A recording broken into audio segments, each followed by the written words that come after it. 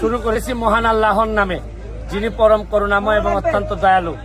স্বপ্ন ছিল যে নৌকা চড়বো, এইখানে বলছিলাম যে ময়লা এই জায়গাটা দেখাও, ময়লা পরিষ্কার করে নৌকাতে চড়বো, মানুষকে নৌকাতে চড়াবো। আমার কাছে মনে হয়েছে এটা সফল হয়েছে। বিডি ক্লিনকে ধন্যবাদ জানাচ্ছি তাদের সহযোগিতার জন্য। তারা সহযোগিতা করে আজকে তাদের মাধ্যমে ময়লা পরিষ্কার করে, অনেকটুকু পরিষ্কার করে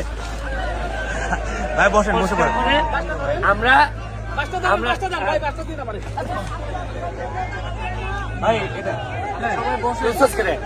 ময়লা পরিষ্কার করে আমরা এই নৌকা চলা শুরু করছি। যদিও নৌকা এটা খুবই ডেঞ্জারাস নৌকা, ছোট নৌকা, তারপরও আমরা সফল হয়েছি। শুনেন, স্বপ্নের কথা বলা সহজ, কিন্তু স্বপ্নের পথে নেমে বিডি ক্লিন আজকে যা দেখাইলো যে এত ময়লার মধ্যে নেমে যেভাবে পরিষ্কার করলো, এটা একটা অন্যরকম একটা অভিজ্ঞতা আমার হইলো।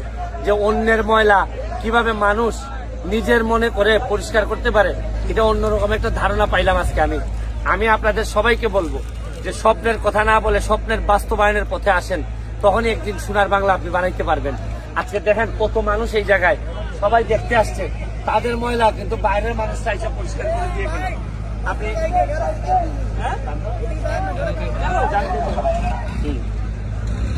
ঠেললো না, এই যে এই শুধু বিডি ক্লিন আজকে আমার এখানে না, আশা করি সব জায়গায় গিয়ে ময়লা পরিষ্কারে ভূমিকা রাখবে এবং রাখতেছে ওরা। আমার এলাকাকে আমি বলছি, আপনার 3 বছরের ব্যবধানে দেখবেন একটা পর্যটন নগরীতে বানাইতে চাই চুনারঘাট মাধবপুরকে, এবং আপনাদেরকে দেখাইতে চাই একজন সঠিক নেতৃত্বের আন্ডারে আসলে একটা এলাকা কত দ্রুত আগায় যেতে পারে। আমি আজকের মতো আপনাদেরকে বিদায় নেওয়ার আগে আমি বলবো একটু দেখাও যে কি পরিস্থিতিতে আমরা আজকে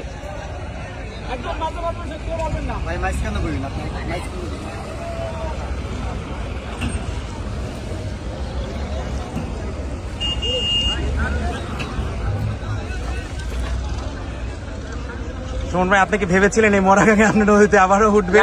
এত তাড়াতাড়ি ভাবি নাই, তোমাদের কারণে এত তাড়াতাড়ি সম্ভব হয়েছে যে এরকম মরা একটা এরকম নোংরা জায়গাটারে এত দ্রুত এরকম পরিষ্কার করে নৌকায় চড়তে পারবে। এখানে তোমার ধারণাই নেই কি বাজে অবস্থা, তুমি তো দেখছোই কি পরিমাণ বাজে অবস্থা ছিল।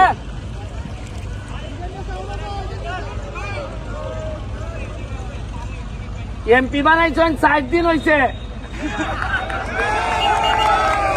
আর যদি বাচ্চা থাকে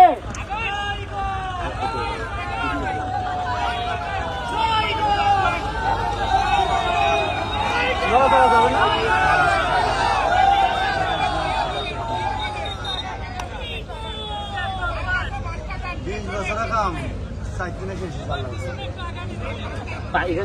খুব কাদা আছে? না না ভাই, কিচ্ছু নাই, কিছু নাই। না